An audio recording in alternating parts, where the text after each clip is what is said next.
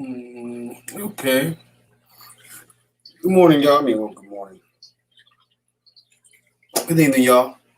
I welcome you back to another edition of Problems and Solutions podcast. We got a very special guest on here tonight. None other than my family, my cousin, Jason Steve. You're going to come in here tonight. We're going to talk about health insurance.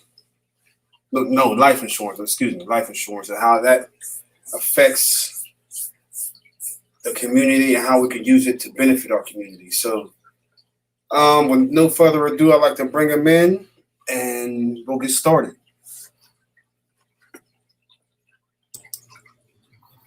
What's going on, y'all? How's everybody doing? Hey, what's going on, cuzzo? Yes, sir, man. Good, doing great, brother. Blessed, man. Blessed. Thank you for having me tonight. Hey. This is an important conversation. Yes, it is. It's a very important conversation. You're absolutely right, brother. Absolutely right. What you start off introducing yourself, huh? Man, yes, my name is Jason Steve, and originally from Pittsburgh, Pennsylvania. Now down here in Atlanta, Georgia. Came down here back in 2009. My professional background is actually digital marketing.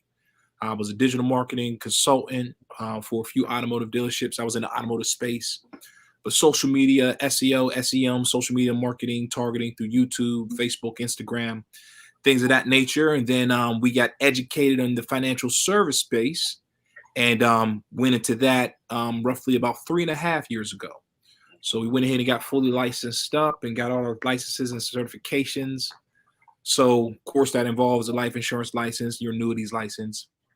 Also went and got involved. You ain't got licensed. Me and my wife actually got licensed for securities. So we are principal licensed. So not only can we manage other brokers, and we're brokers ourselves. Okay. Now what got you in the field, cuz? Man, a couple of things. Always had the entrepreneurial spirit. Always had the entrepreneurial drive, and coming from, born and raised in Wilkesburg, Pennsylvania, went to Wilkesburg High School, came out in 1994, attended Slippery Rock University. But I always had kind of always wanted to do my own thing. So fast forward up till now, when the entrepreneurial bug really set in, a couple of things. I wanted to get myself and my family financially free. So I had to get the knowledge to do that. And then I was looking for a vehicle or opportunity that did a couple of things. So when I first start looking into the space, I look at market share. How much market share does this opportunity have? Is it recession proof? What is my protection against recession as the things, market climate, everything changes? Second, and in that market share, how many of us are represented, meaning African Americans? How many of us are there? Okay. So, and then fourthly, what niche is it? What need is it providing? How am I helping my community? How am I helping the people, even humanity at large? So once I identified those 4 questions, the financial service space made the most sense. It is a space where, 1, we are not heavily represented, unfortunately.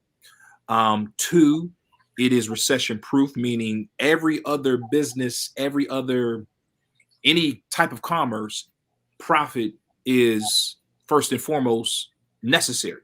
Yeah. So being in that space, I'm in a space where no matter what industry you're in, you make money. So now I'm in a space of money, so I can help you save money, help you invest money, help you protect money. So therefore, we always have business. Okay. That's what got me into the financial service space.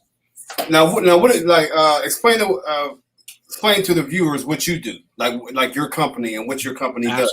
Absolutely. Now, my DBA is the Steve Group, meaning that's who we broker with as far as my doing business name. My licenses, I'm with Primerica for our insurance licenses, and we are financial brokers. So meaning I can broker my investments out with anybody, whether it's Invesco, Franklin Templeton. Life insurance is going to only be through Primerica because that company stands for what's best for clients, and we focus on term insurance. Okay. Another thing, what got my ear is when you was talking about it is because I see a lot of us, when some of us pass, yes, we don't have the financial means to even bury the people that were, you know what I'm saying, even it's rough. Absolutely. It's hard watching, you know what I'm saying, like just watching somebody have to struggle burying somebody. You know what I'm saying? Absolutely. And that right there was the hardest thing to me because I felt like I see it a lot. Like when somebody dies, like they're selling dinners. Yes. Yes. We as Black people, I don't think we look to the future. We just look to right now, like how we're going to survive right now. We don't look to how are my kids going to survive after me. Absolutely. And that's a major thing, and I don't think people realize the power in that. Absolutely. You know what I'm saying? That really is like explain how this gives generational wealth. Man, listen, brother, you are saying a lot. So let's unpack some of it and backtrack before we get to that point. Okay. One of the things that happens, we have to understand that wealth is a mindset. Mm-hmm. Wealth is a disciplined act. Mm-hmm. So just our concept of money and understanding wealth, finance, and control has to change. Yeah. So one of the things we focus on first is 3 principles. There has to be some. We like to educate, right? Because like you said, our people, we react to things. We're easily distracted. We only think about right now. So that means we gotta come back and get to the root of what I say. Like my wife like to say, get to the root of the problem, right? She's from the South, so they talk like that. I say root of the problem, right? So the 3 principles that we stand on is save as much money as fast as you can, get out of debt, and protect the income or wealth that you have yet created. So with the understanding those 3 principles, you create your financial house. Mm-hmm. Now, with any house, as you can attest, you see any house being built, what's the first thing that people build? What's the first you got to build on a house, on a building? The foundation. There you go. So now life insurance is just that. It's the foundation. Mm-hmm. So now that we have the foundation clear, now we got to learn how to leverage life insurance correctly, because by definition, life insurance, or income protection as it's called, is just that. If something happens to me, my income still has to be provided for my family. Like if something happens to you or somebody you know, and let's say you make $50,000 a year, so your $50,000 a year salary takes care of your family, your wife, regardless of wherever her job, whatever it may be. This is what your $50,000 takes care of the household bills, quality of life.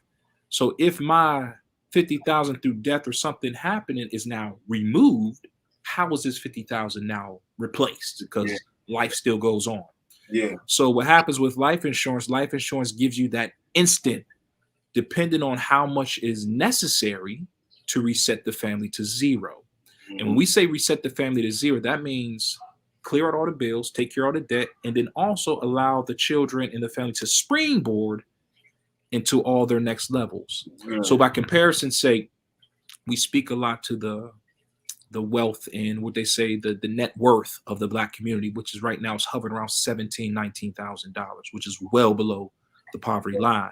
Yeah. Well, what some of the other cultures have realized is by establishing life insurance, it gives family that lift, that boost, mm-hmm. to springboard into the next. So they understand by putting that in place, because we all want to pass away. We just don't know when. Yeah. So understanding that that's just the reality of life. Well, then now we have to turn to make sure our family leverages that the right way.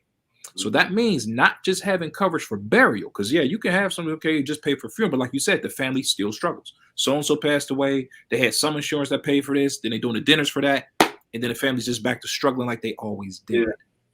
So it takes a paradigm shift in our mind to understand we have to start having a respect of money and understanding what it is, not just focused on pay a bill, pay a bill, pay a bill. Think long term. Mm-hmm. So understand this, right? So let's use you for example, right? You and your wife. Okay, you got a house, you got the cars, you got the kids, you both got careers. Let's just say, for example, you have $1 million life insurance policy, right? Mm-hmm. Something happens to you. Now, this $1 million goes to your children and to your wife.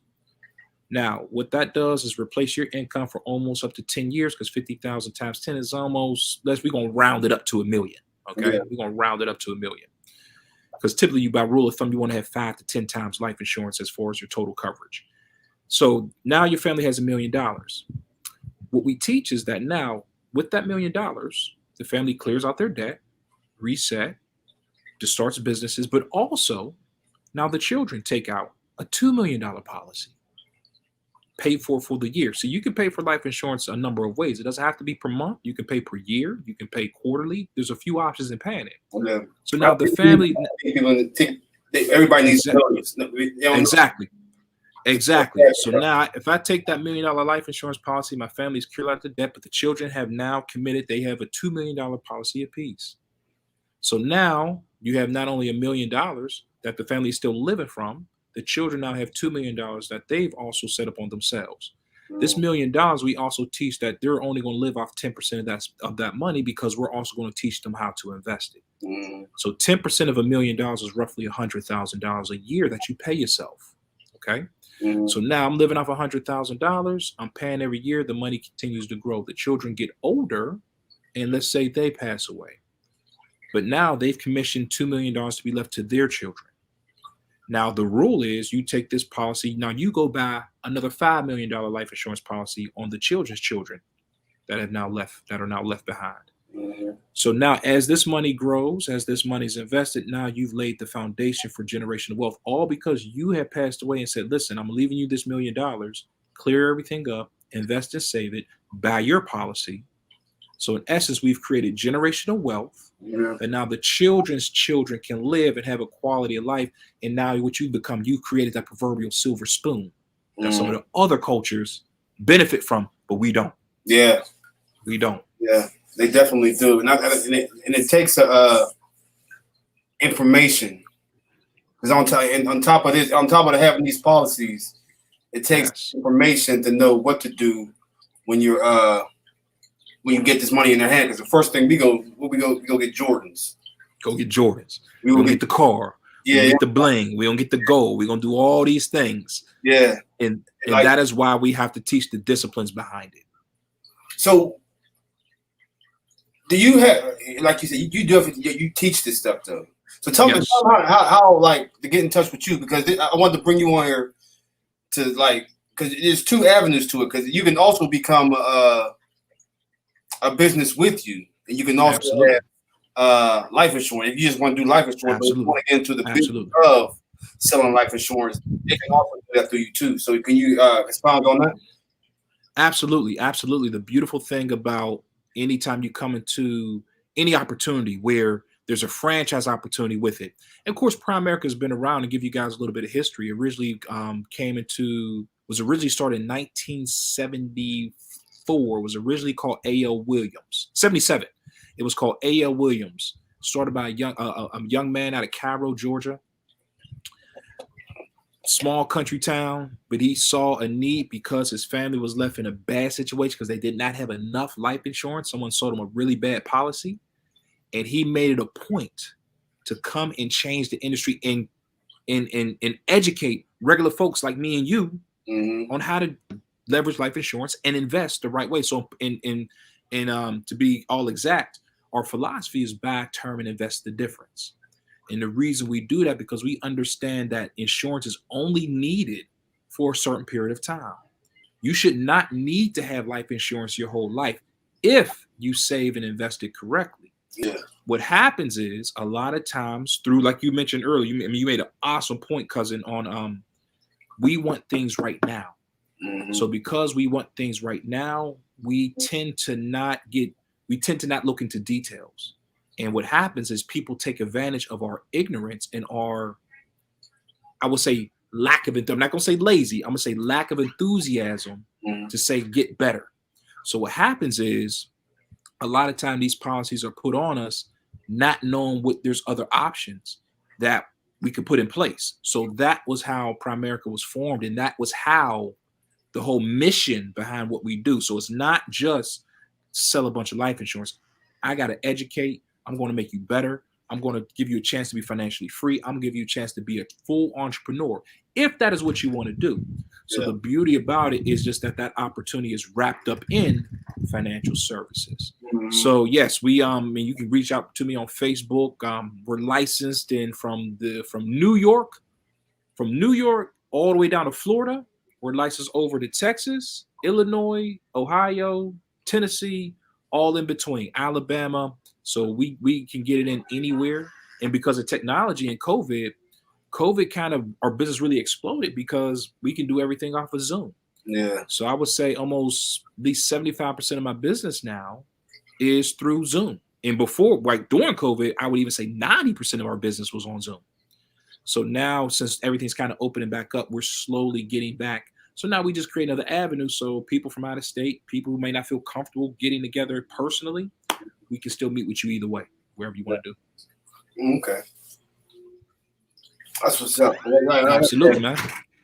Like I said, it's extremely needed, yo. Like I said, we don't It's super needed, brother. We don't think ahead, you know what I'm saying? We don't think ahead at all. And what we got to do is, you got to remember, we got to go back in history some, right? One of the things that chattel slavery did to us, outside of the physical trauma and the physical, because we suffer from PTSD, post-traumatic slave syndrome. We suffer from that. Mm-hmm. All Black people suffer from that. There's not anyone who escapes it. There's just some who've made better decisions, who handle it better, right? But we all suffer from it. So one of the things that is not talked about a lot is what chattel slavery did to us. It removed a sense of accountability from us. It removed a sense of self, right? We were slaves, and then we come through slavery. And then remember, when we came out of slavery, we were entrepreneurs. We were business owners. We had our own cities, our own towns, all these things, right? Yeah. Through the tyranny of different race groups. I'm not saying all white people, I'm not saying, but through different smaller groups that had a position of power and did some evil things, some of those things were eradicated. But what also happened, we pushed education, which there's nothing wrong with education. But what that did was, okay, hey, listen, don't worry about creating your own just yet. Come get this education. Come get this degree. Come get this good job. Come get the status. I'm the CEO of this, or I'm the manager. I'm the supervisor of this, because we were beat down and we didn't have a sense of respect, that we rushed to that because we just wanted to be treated as men. Yeah. I mean, we just men and women. We just treat me like a regular human being. So now the shift is coming that we have to become thinking ownership and entrepreneurship. And that's true financial freedom. Because if we don't have the finances right, you can't start no movement. You can't fund any schools. You can't back any politician. We can't change any policy. We can't affect our direct world because we don't control our money. Yeah. Right now, the Black community has over $1 trillion of spending power. Just the Black community alone has $1 trillion of spending power. Mm-hmm. So how come, like you said, when people pass away, none of this is getting passed on? Yeah.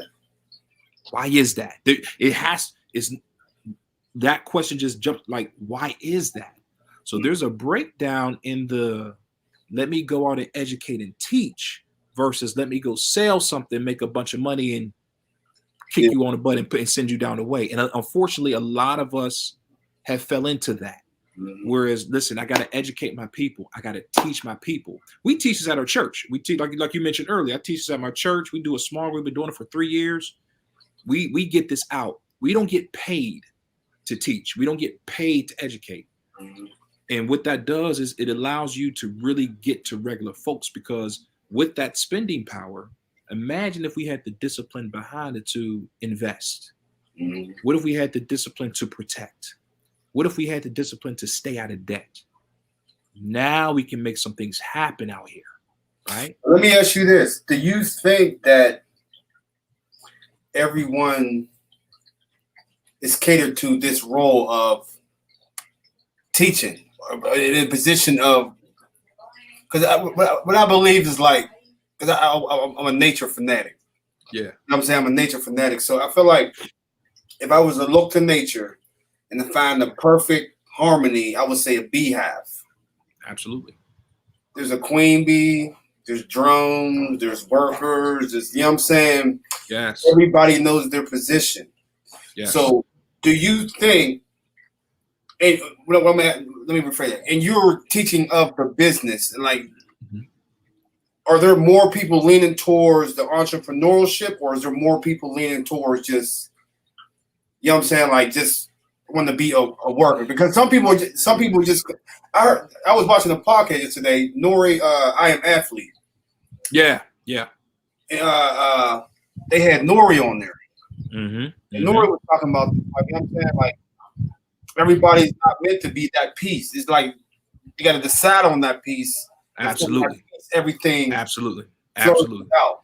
You know what I'm saying? Absolutely. That's an awesome question, an awesome observation, brother. And you're absolutely right. Everybody's not meant to be business leaders. Mm-hmm. Everybody's not meant to be, the boss. It's not made for everyone. Mm-hmm. We have a saying in the business, listen, anybody can do this business, but it's not for everybody. Yeah. And the beautiful thing about it, but everybody can benefit from the financial knowledge. Mm-hmm. So even as somebody who comes in, they have a regular job and they don't want to go into business for someone, well, listen, hey, I'm still going to show you how to get financially free whenever you choose to. I'm going to show you the steps. I'm going to mathematically draw out a path that if you do this and invest this and you get to it and you're averaging a particular interest rate, you will have X amount of dollars. So you can live off this money and live a great, comfortable life. I'm going to show you how to get out of debt. I'm going to send you a budget spreadsheet. We're going to go over your budget. We're going to go over your debt. I'm going to say, okay, we're going to do this. We're going to pay this down. When to pay it down. Then we're going to take that money and apply it to the next one. And we just keep, it's like a snowball. It's called the snowball effect. Yeah. And we just keep wrapping that down till your debt is clear. And then we make sure you got the protection. So if anything happens, all those plans can still happen. Yeah. And that way you build a bulletproof, what we like to say, financial house. Around that. But what happens with that is it depends. Well, that's why you have to have affordable products, the right company, and you have to have the right heart, because you're absolutely right. You can come into a business opportunity and say, listen, I just want to sell, or I just want to be I just want to be a financial advisor and make $500,000 a year and be cool. Mm-hmm. If you want to build a business, build a business. If you don't want to, you can still take the knowledge, take the certifications, and still create a great life for you and your family. Mm-hmm. All those options are still there. So if someone, like you said, you just a worker bee, if that's your role, then I'm gonna still make sure you maximize it, and I'm gonna still make sure you save some daggone money, because that's what it comes down to. Yeah, at the end of the day. At the end of the day. How does your are you up on cryptocurrency, cuz? Absolutely. We're now incorporate within what you do. Like, do y'all? Well, here's the thing. Now, once you get your licenses, once you have because when you get security license, you're registered with FINRA. Okay. Like, when you're registered with FINRA, for people that don't know, like what that is. FINRA and the SEC, that's your Securities Exchange Commission, and FINRA is the body of commissioners that set all the rules and regulations. Okay. So when you have these licenses such as the 6, 63, 26, 65, 7, all these different securities licenses, which allows you to manage money. Now, depending on which one, the 65, and I think it's not 65, I think it's the 7 or 9, where you can say, listen, I am licensed that I can give advice on being a day trader. Mm-hmm. So when we talk about cryptocurrency, you will never hear me say, you go buy this and go buy this, and this is going to do this. Our license will not do that. They won't allow us to do that. And honestly, that's irresponsible, because if I was to tell you to go invest in this and it doesn't work and you lose thousands or hundreds of thousands of dollars, I don't have no responsibility. Okay, well, I ain't no expert. You shouldn't listen to me. Yeah. Right. But that's just not the way it want to be done. Now, if through conversation, I do crypto myself. I do some crypto and things like that. And crypto is considered a commodity. You can't add it to your mutual fund portfolio. So not 100% of our investments are going to be through mutual funds and different vehicles within the mutual funds to either do long-term or short-term. Day trading is a very quick turnaround. So what I tell people is, if you're going to do that, just make sure whatever you are investing, that is, I wouldn't say go invest your mortgage. Make sure it's money that you can lose. If I can lose it tomorrow, everything still goes on. It's not this money is not making or breaking me. If I lose it today, I'm okay. Mm-hmm. So what I also like to say is, what I stress, and this is really what I like. When we look at the people who are doing very well with crypto, a lot of the celebrities, a lot of the athletes, a lot of these other people, and that's another thing with our community. We look at these people who have these platforms. We look at these people who are very successful, like Nas. Nas brought Coinbase. He brought shares in Coinbase. So when the IPO was released, it went public. He made a killing, right? And we see these stories. Kevin Durant, Carmelo Anthony, what's the Nick Young? Matter of fact, Nick Young and somebody, they even started their own cryptocurrency, right? They have their own coin. I think Jim Jones. Yeah, Jim Jones too. Mm-hmm. So when you see that, it's like, okay, first of all, I'm more interested in what position. How did they get to position to invest hundreds of thousands of dollars, if not millions of dollars? Mm-hmm. What did they do to be able to get that money to invest? Mm-hmm. That means they had either a business or some type of income coming in that was supplying them, self-sustaining, meaning they didn't have to work at it at all, but the money's still coming. Now I go invest. Mm-hmm. Like LeBron, right? LeBron, Magic Johnson, they have all these different businesses, all this stuff. But the main thing was basketball. Yeah. Basketball allowed him to do those other things. So what I tell people is, well, listen, to get to that level, once you create a business, get a self-sustaining 6 and 7 figure a year income from your business. Now look how much investing I can do with that, right? If I'm making $50,000 a month and I decide to invest 10 grand a month, I can make moves a lot faster, right? So that's what I try to tell people: create a business to give you that self-sustainment, and then go do all the investing you choose to do. But yeah, crypto is here; it's not going anywhere. What I tell people is just do your homework, because when they start these coins, you gotta say, okay, what is backing this coin? What is this coin used for? Who's using it? Which countries are using it? Yeah. Where is it accepted here in America? Where can I spend these things on? So, when I see the rappers and they say, well, we're gonna start on coin, well, shit, me and you can start our own coin. So now here's the thing: if we start our own coin, if somebody invests in us, what do we give back to them? Right. So I say all that to say, people just do your research, do your history on these things. They are here to stay. If you go ahead and invest in them, I invest in them. Absolutely. And I'm not going to get into conspiracy talk. Yeah. I'll be hearing, I see on Facebook people saying like, me, it's a little shaky for me. I don't know about it. You know what I'm saying? And like, yeah, absolutely. It sounds like the people that was in your inbox during the pandemic. Yeah, send us $6 and you'll get 5,000 back. You know what I'm saying? Like, absolutely. Absolutely. But I definitely want to get more into it, because I've been seeing people on my Facebook saying they invest in something. Man, listen, what I tell people, just be careful with the Facebook day traders. Just be careful with that. Yeah. Right? Just be very careful, because it's easy to talk about some things when you're up, but no one ever talks about with the losses, because there's going to be losses. Yeah. Right. And there's still, the thing is, there's still traditional stocks, traditional things that you still can use and take advantage of. Diversify your portfolio. Do a little bit of it all. That's another thing our community suffers from, man. We suffer from a silo thought process, meaning I do this, I do crypto, and I do nothing else. Or I do real estate and I do nothing else. And it's like, no, do a little bit of it all. Boom. I have a business. My business is financial service. I buy property. I have rental income. I do crypto investing, day trading. Do that too, right? You can do all these things. There's not one that's necessarily better than the other. Now, you'll have your champions for each cause. My whole point is, when I read Forbes magazine and when I see all these super affluent, super successful people, they got businesses, man. Yeah. They got businesses. Multiple too. Multiple. With one becoming the foundation, and then you springboard into others. Yeah. Jeff Bezos.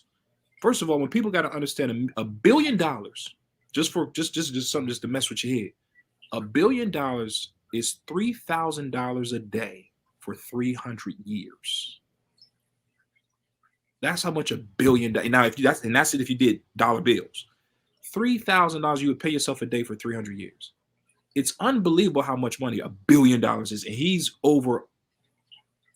I got the Forbes upstairs, but he's like 100-something billion, something ridiculous. Yeah. But what people have to realize, think about this for a second. He created a business system that operates 24/7, 365 days, everywhere in the world. It's unbelievable how Amazon works. And really, there's several, from Amazon to Walmart to McDonald's. Yeah. These are just business systems that I think we as a people have to learn to incorporate. See, there's a difference between being self-employed and being a business owner. Yeah. A huge difference. Yeah. And a lot of us, we become business owners, but we haven't developed a system that now I can walk away from my business and I can still make money. Matter of fact, my business will grow and I'm not even there. Yeah. That's when you have a business system. And that's what Jeff Bezos created. It's specific. I think, I don't want to call them niches. Specific. No, call it, yeah, you're right, bro. I think delivery, like truck drivers, I think that's the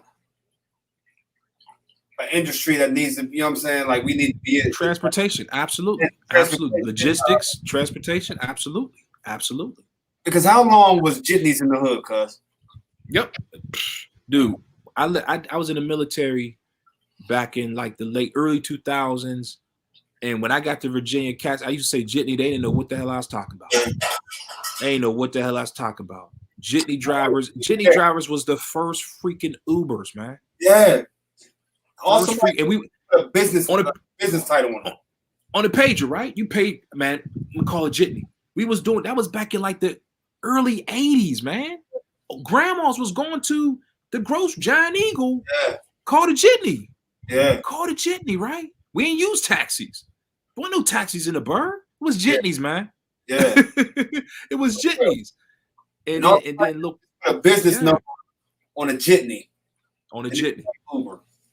Yep, just like Uber, operated the exact same way. Now, like you said, imagine if someone had the vision, had the foresight to say, instead of thinking as that's where slavery messed us up at.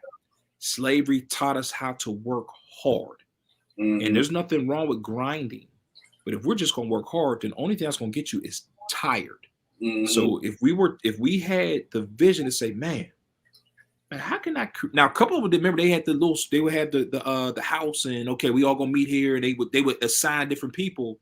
So they had some forward thinking. But imagine if somebody had the forward thinking and said, man, how can I do more of this? How can I duplicate myself to get more done with me doing less work? Now we create a system, and that's all Uber did. Yeah. And then the genius behind Uber was, no, y'all 1099, y'all gig workers. We ain't got to pay y'all. You pay yourself. Yeah. Meaning you if you ain't here, all right. When you working, we pay you. When you ain't, you ain't. Yeah. That's franchising. That's what's so dope about the franchise opportunity. And I would even bring it up to now. So we talk about traditional business models. You don't have to run to a brick and mortar. Those days are done with. Yeah. Don't rush into a saturated market or a saturated field. Yeah. Man, look to do it differently. In fact, like network marketing or multi-level marketing, or all these different things that sometimes people think are weird and strange because you was introduced to it in a bad way. But when you think about it, I can start a business. I can get certified. I don't have any overhead. All my money comes directly to me. Yeah. That's a win-win. I pay myself first. And then people who work with me, you pay yourself based on the work you produce. And then, hey, you know what? You can actually go as far as you want to go, and then you can build as big of a business as you want. There's no restrictions to it. No restrictions at all. Because I heard this from what's some guy's name? What is his name? He's the billionaire too. Which one? What is his name? The one. What is his name?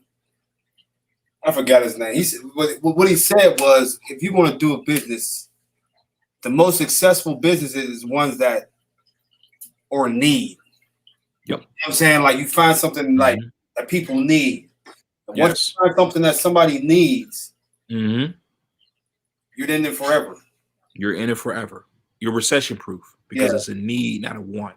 So a lot of times, and again, I don't knock anybody who's fighting to change their lives. We just gotta be a little wise sometimes. Yeah. So if I'm getting to the clothing industry, if I'm making shirts, I'm making hats or different things, it's like, okay, That's a want, Mhm. right? That's a want, right? That's a Fact. want. That's a fact. And then I got to look at how I got all these competitors. Mhm. Now, true enough, there's more than enough for everybody, but you got to create a very, very, very unique lane. If I'm now up against 10 other designers Mhm. or shirt, I make shirts, I make hoodies, it's a challenge. So what Mhm. I tell people, man, listen, a lot of times when you get in these, you go down the entrepreneurial lane, man, go into something you may not even know you had an interest in. I think we sometimes confuse passion, and we confuse passion into what we are physically doing Mhm. versus using our passion for what it actually does. Mhm. For example, no one wakes up in the morning and says, I love life insurance.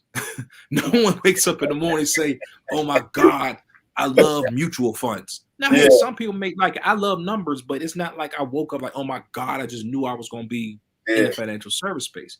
But what I do love, I love what it does for people. Yeah. I love the fact that it changes people's course. Uh-huh. It helps because no matter how much money the business owner may make, it fails in comparison to how much money is going to be given back. Yeah. So my agency right now, we probably average anywhere from 10 to $20 million a month in term life. So if you just do the math, so that's $120 million a year put back into the community. Yeah. At some point in time, this money gets transferred back to the community. Mhm. We just got to now teach the people what to do with it. Yeah. Yep. Yeah. That's a major part. The hard part is like trying to find somebody that want to listen. That's the hard part. You know what I'm saying? I want to listen. Right. You know what I mean? Because like you said, when you shoveling that money back to the community, they got to be somebody that are catching it. Yes. Then distributing it into like, okay, all right, I got all right, put it in with the baseball team, the football team. You know what I'm saying? Like open, you know what I mean? Like foods like John Eagles. You know what I'm saying? Like, Right. you got to be somebody there to catch it, to be able to distribute it. Then you got to trust that person. There you go. That's distributed. You know what I'm saying? And that's You're absolutely right. That's even the harder part, yo. Man, and see, that's what gets, brother. You on it. This interview, this session, what we're talking about is so on time, and you don't, brother. What you're saying is what Black folks don't like to talk about. Yeah. See, we have to hold ourselves accountable to a few things, and I'm not saying accountability doesn't mean we exonerate the other people who or other things that have happened or these things that are against us. But what it does do, entrepreneurship is as much about improving as a person just as much as it is for financial freedom. So we sometimes, well, I know for myself, I didn't learn. I thought, because we had another business, I had a bounce house business for 4 years that we did the inflatables, but it never dawned on me that, you got to be a better husband. You got to be a better father. You got to be a better man. I got to be a better brother. That was never taught. That was never pushed. That was never even talked about. But when you start talking true entrepreneurship and financial freedom and being a true business owner, and you're trying to change the course of generations, you have to change as a person. So our community, like you said, wanting things right now, low accountability, lack of discipline, right? All these things, that counteract success. So I can't be undisciplined. I can't be lazy. I can't have no accountability, and I'm impatient and expect to be successful. That doesn't make sense. Yeah, at all. Right? So when you get on that path of real, when you talk about real entrepreneurship and becoming a real business leader and a business owner, then you got to get better as a man and as a woman to really reap the benefits of what you're looking to put in place. Because if not, then you're not gonna be around a long time. You'll eventually close your doors, and you're just not gonna have everything that you want. Another question, Cut. Let me ask you this: do you think your military background helped your discipline, or did you already have that in you? It helped. What the military taught me was it helped me. Was this? Yeah, it helped. It helped me discipline. I'm gonna tell you, it really helped me with discipline.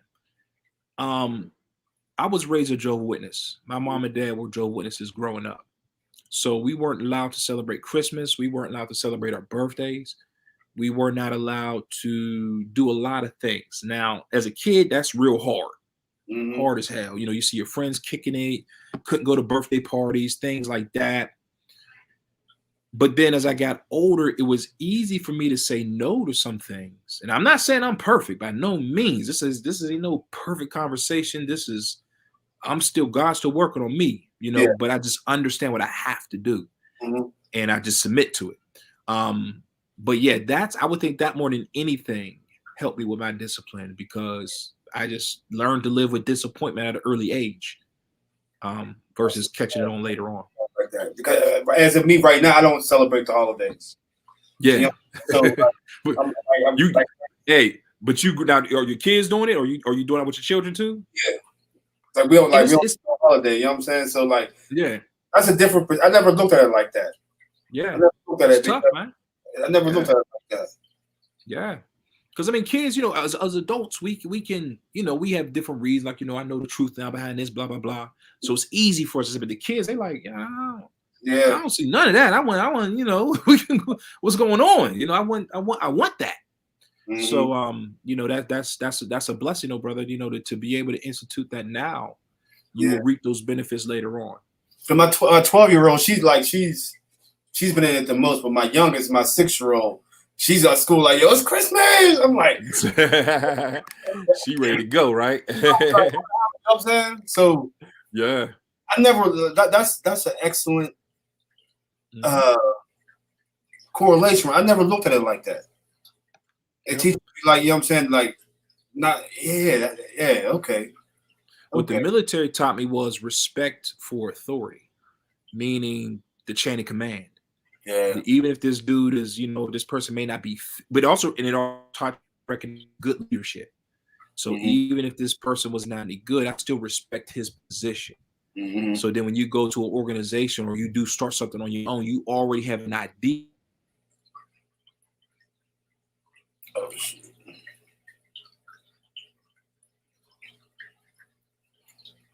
Give us a second, y'all. You're going to be right back. I don't know. Yeah, I'm still there. Yes, sir, I'm here. No, I didn't hear what you said. You said that you cut off at the military. Yeah, I'm sorry. The military, as far as the structure, chain of command, teaching me authority, right? That's what I got from the military. Knowing good quality leadership. I would say, because when I went in there, I didn't know how to cook a hot dog. I went in there as I was a cook in the Navy. So definitely taught me how to cook a hot dog. Yeah, I ain't know how to cook a hot dog, man. You know what I'm saying? Now I can chef up something extremely. You know what I'm saying? But yeah. It taught me the discipline. And another thing, what you said was the respect the chain of command. Because when I went in there, I did not know. No, I ain't gonna say I didn't know. I didn't respect the authority. And you get to learn real quick when you get them 45 days times 2. You know what I'm saying? Shit get old, man. Yeah. You get old. Yeah. You get old. Yeah. You get tired of doing that, man. 45 days restriction, half months pay times 2. You know what I'm saying? It was better when you was out to sea, but when you on land, oh yeah. Right.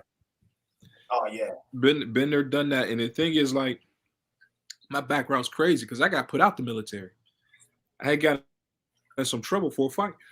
I was in the brig for 6 months. All for scrap, had a bad conduct discharge. And this is a testament to, like, man, no matter what you've been through, you can go get whatever it is you want to get if you want it bad enough. Man, I did 6 months in the brig. They gave me a bad conduct discharge. I was young. I was, young hothead. And, so my military experience, and I was bitter for a long time from it. I was very bitter. But then, just years and getting older, maturing, then you can look back and now reflect on the lessons you learned from it. But in the beginning, oh man, I was mad as hell. I came back home and was salty. I was extremely upset. Now, what did you learn from that? Like, if I could ask, like, you looking back on it? Okay, in your self reflection of that, what did you learn from that? Man, I didn't have self control. What I learned was anger misplaced. Anger is it's a very destructive emotion. Mm-hmm. And really what it hides is insecurity and lack of self-confidence. Mm-hmm. And a lot of black men and brothers in our community, we suffer from that. Mm-hmm. So you just touched on it. You say trust, right? Our community we are skeptical of everything and everyone except the other folks. Yeah. If you're the right color, we believe anything you say. Yeah. Right? Yeah. It's crazy how that is, right? But if it's coming from us, somebody that looks like me and you, we ain't listening to you. Yeah. Because we get that natural resentment that, hold up, what are they doing? Why do they think they better? And what it really says is like, I want to do what they're doing, but I don't think I can really do it. I don't know if I can do it.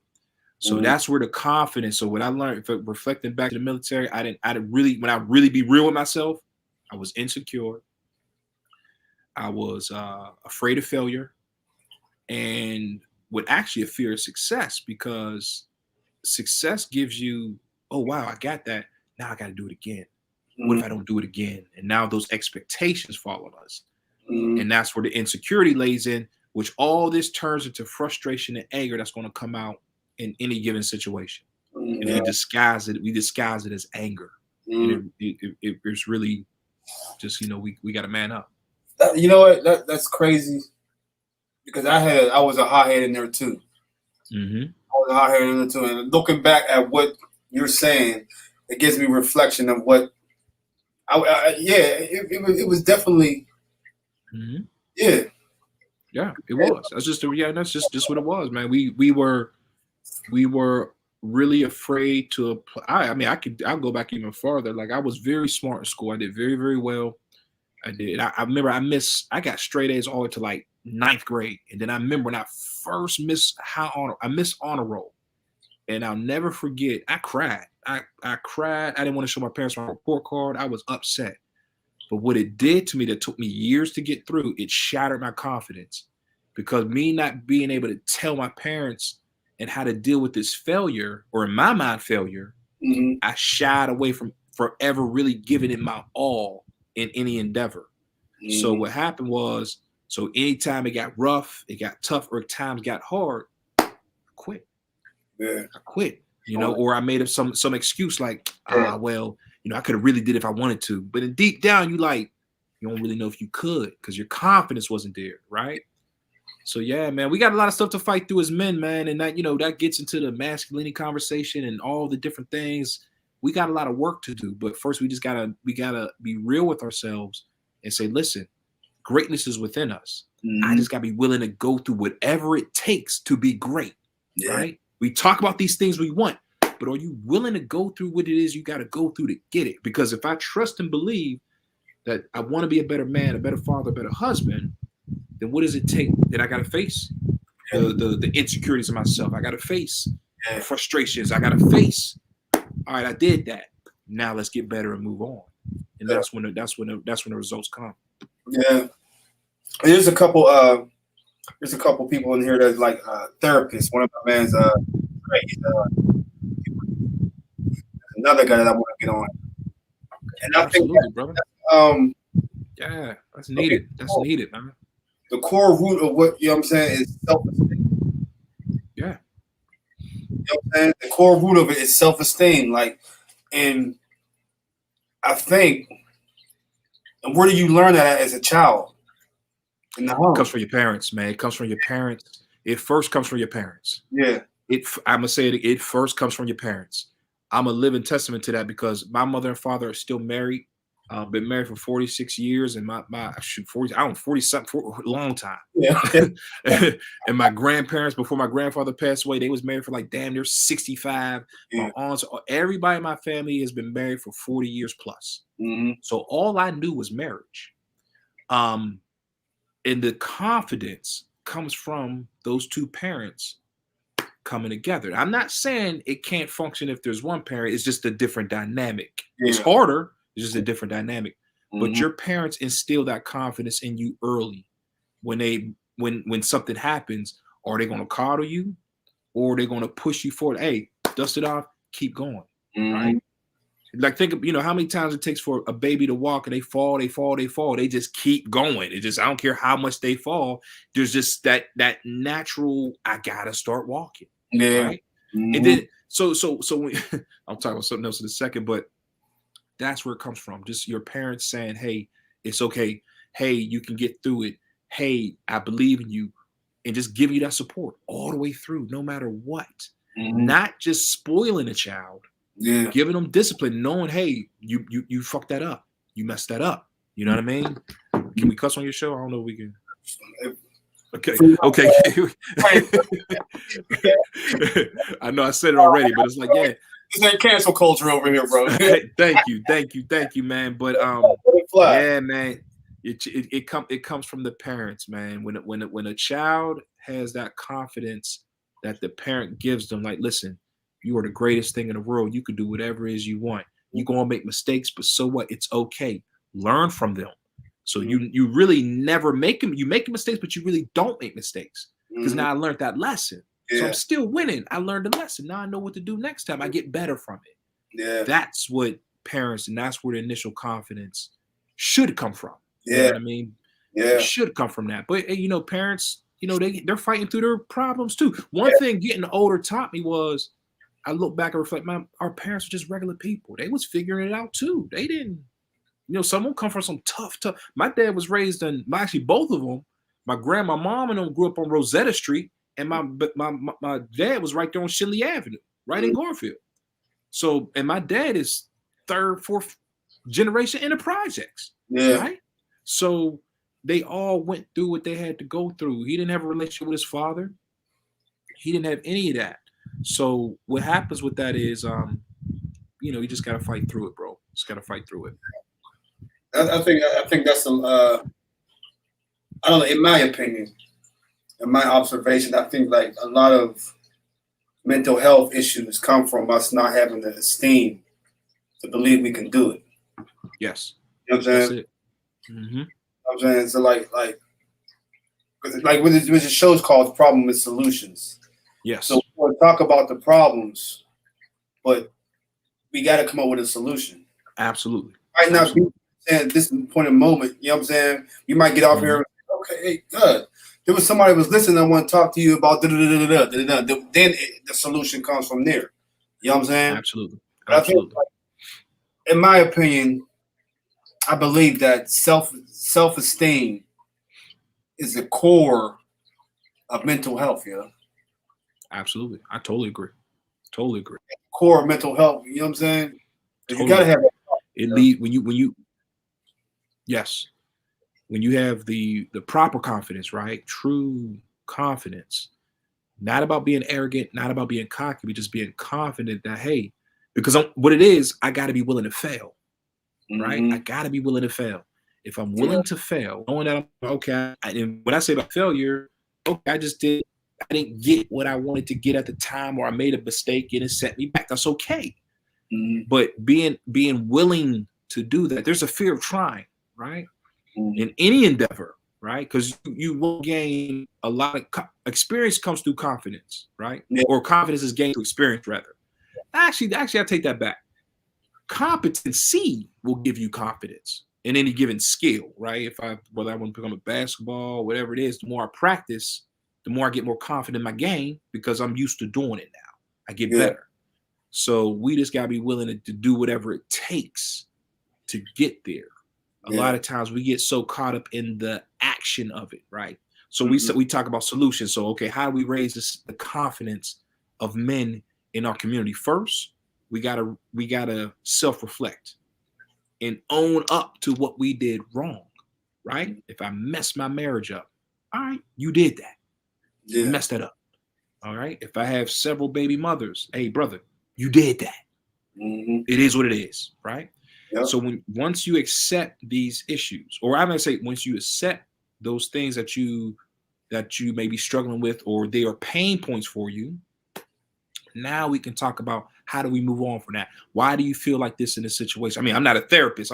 What I'm telling you, dog, is what I had to do, and that's coming through prayer. That's coming through mentorship. That's coming from being around other men that poured into me and sharpened me up to make me say, I got to get better at this. And this is having that desire that I want more. So I can't raise my sons to be real men if I'm struggling with manhood. Yeah. And you know, so that's where, so I would say the solution is first accepting what we've done wrong with an eagerness to get better. And then with an excitement of, I'm going to enjoy the process of getting better. Yeah. And then it's going to all come. That's a fact. I had low self-esteem prior to. I'm gonna share something with the world today. My mom don't even know this. Nobody knows the story. So only a couple people know, but when I was about 16, 17, like I had very low self-esteem. You know what I'm saying? So what got my self-esteem up was watching Passenger 57 with Wesley Snipes. Really? Yeah, you know what I'm saying? Like, because he was dark like me. I never, you know what I'm saying? Yeah. Thing, but before that, I had suicidal thoughts. You know what I'm saying? Almost went through time. You know what I'm saying? The crazy thing, I was in my sister's basement. This was like 17, 18. Had the gun next to me and everything. Had it up there, and something said, put it down. In my head, something said, put it down. And I put it down. You know what I'm saying? And I put it down. So from that point on, when you said you was angry, from that point on, I went to had to be like a 4-year period. That's when I went to the military. But when you say you was angry, like I was angry. You know what I'm saying? Because I had something to prove. You know what I'm saying? Like, you know what I'm saying? Like, nobody's gonna do that to me no more. You know what I'm saying? It was a lot of things, bullied, being, you know what I'm saying? But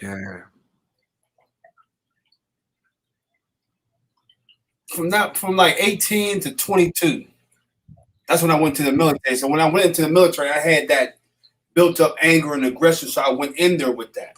You know what I'm saying? So like, we basically went through the same thing. It was the military because I was in the military, you know, for 4 years.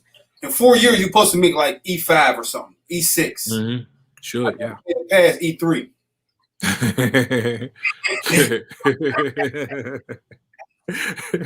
never been past E3. You know what I'm saying? Absolutely. This is. I've never made it past E3. So wow. How many? I had like 3 captain's masters, yo. Maybe 2. Okay, 2 captain's masters, yo. I went AWOL like one time. You know what I'm saying? This is all in a 4-year period, bro. You know what I'm saying? Damn. I had one captain's master. When they said court martial, I was like, what? Court martial? I lost my mind after that. I think I might be the only person that this ever happened to, bro. But I went there. They said it was going to send you to the brig, and I don't know why they didn't send me. Because I was like, I'm not going in there. Really? Like, I was out front. Like, they lie you up out front. And they was sending people in there. I'm like, I'm not going in there, yo. But this is the mentality. Like, this is the mentality I had at that time. Like, I was going to really rumble them about going in there. You know what I'm saying? But they sent me back to the ship for a 45-day, 2 45 days. You know what I'm saying? I thank God now that it went. You know what I'm saying? But I think everything happens for a reason, yo. You know what I'm saying? That's why I say the military gave me discipline, and it gave me, like I'm saying, the discipline, the hump, the anger, direction to put it in. You know what I'm saying? Like, absolutely, you got to go towards this. And so ever since I got out, I've been on the entrepreneur thing. You know what I'm saying? Like, trying different things, trying to make it through. You know what I'm saying? But I can say that, like, I hated those 4 years, but it was the best 4 years of my life. It's what I needed. It's what you needed. Position right now. See, that's the reflection, man. That's the maturity. Yeah, you know what That's I'm the saying? maturity. Yep. That's the maturity. And we need more of that in our community, brothers who are willing to open up. Because I would have never knew that. So I appreciate you sharing that with us, brother. That's big, man. Yeah. And we have to respect that and understand it. But more brothers, I mean, we it's man, our views of masculinity are so skewed because we're always, you can't show no emotion, or the only emotion you can show is anger. Mm-hmm. But then when you think about it, the black man right now is probably the most emotional person on the planet, Yeah. right? Because all we do is react. Somebody steps on a shoe, somebody says something crazy, we get to scrap it. And then it's going to get to the guns. As soon as something's said that we feel is a certain way, we react, which is the absolute base of low emotional control, low emotional intellect, because we just react and we transfer all that control into whatever situation is causing us to act like that. And then consequently, now you put into the system and you have no control at all. Yeah. Now you just shuffled about. Yeah. So we have a lot of work to do, man. Mm-hmm. And as we introduce entrepreneurship, these are the things that we have to face to create real businesses, to be real leaders in our community. We have to own up to what we've been through, understand it, respect it, make us better, Mm-hmm. and then just grow. Use that to fuel the next generation. Put these things in place, teach our ethic, our grind. Now we have the technology. Now the youth get it earlier, man, we can shift the whole course. And now we talking freedom, man. We talking real wealth, real freedom. Because really what it is, wealth is just ownership of time, right? We understand money allows us to get that, but it's just ownership of time. I'm not exchanging time for money, because when we do that, now you a slave. Yeah. If I exchange time for money, I'm slaving. Now, that's not to say there's nothing honorable or you still can't use these things to eventually get free, but the goal just has to be get free. Yeah. Get free. That's a fact. That's Absolutely. It's definitely needed, yo. Yes, sir. Well, I appreciate you coming on here, because all the man, the info that you know what I'm saying, that you got out here today. Man, I hope it's people watching, man. I wish I could see the ticker to get the comments, anything going on. Fluctuated, but it's more about the messages there. Yeah, absolutely. The message is there. So yes, man. Yes, sir. Like, long as it's there for somebody to go in to look at it. Yeah. Good. Because now it's your choice. Absolutely. Absolutely. You know what I'm saying? You want to progress, or you, like you said, you want to stay where you at. You know what I'm saying? It's it, bro. Just giving people a choice and just giving them, okay, I can do better. There's somewhere I can go to get enlightenment. You know what I'm saying? Showing like real positive feedback. You know what I'm saying? So you're right about that, brother. You know what I'm saying? Just to have people like you on here that went through the struggle, can tell them about it, but also teach them what they need to know. You know what I'm saying? Not in excuse me. Not to think that the only way you can get money is sports, singing and rapping, you know what I'm saying? Like entertainment. Yep. Our mind frame is just thinking like that's the only way we can get money. Yep. Real money, like big money, is only through those things. Absolutely. Yeah. So, you know what I'm saying? Like, this is what this podcast is about, just showing like different avenues and giving people a choice to be better, yo. You know what I'm saying? You're absolutely right, cousin. It's about. It's like mind of yourself established lifestyle. That's what it stands for. You know what I'm saying? Establishing the mindset. All right, I want to do better. You know what I'm saying? It is. You know what I'm saying? And I appreciate you coming on here, Ricardo. You know what I'm saying? Once again, thank you, man. Would you tell everybody your business, how they can, if they want to get into what you're doing? Absolutely. They even want to get life insurance, but absolutely. Just recap. Absolutely. Yes. You know what I mean? My name is, well, yeah, you already see my name up there. I'm a financial broker with Primerica. The business name of me and my wife's business is the Steve Group. You can reach me on Facebook, Jason Steve. Kedra Steve is Kedra Steve. On Facebook, it's a public page, so you come on, you can see anything you want. My phone number is 678-463-4644. 4958. I'm still getting used to Instagram. I ain't big on her yet myself. My wife is on there. I got to get used to it. I'm just getting used to it, but I'm heavy on Facebook. Technology thing. You know what I'm saying? This technology thing. Yeah, I'm heavy on Facebook, man. But yeah, you can reach me, call me anytime. Text me any questions about life insurance, questions about investment, questions about starting your own business. That's what I do. Okay. And I think who all who's watching, and I think who all will watch in the future. You know what I'm saying? Like I said, this is just a piece of information that I'm going to leave here for y'all. Me and Cuz are going to leave here for y'all. And if you want to tap in and learn, you know what I'm saying, you can. If you don't, pass it by. You know what I'm saying? All good. Absolutely. All good. You know what I'm saying? So, yes, sir. Thank you, Cuz, for coming on here. Thank you. Appreciate you, man. Thank you for having me, man. Let your friends know, you know what I mean? Like, I want to have conversations with, like, people out, because you're in Georgia right now. So, you know what I'm saying? You got a connection. So, I want to have this with not just people in Pittsburgh, but people in different areas. Oh, absolutely. Yeah.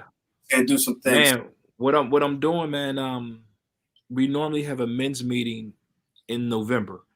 So the next one that we put together, I'll invite you on that we can kind of put this live. And what I do with my other business partners, and we do it at our office.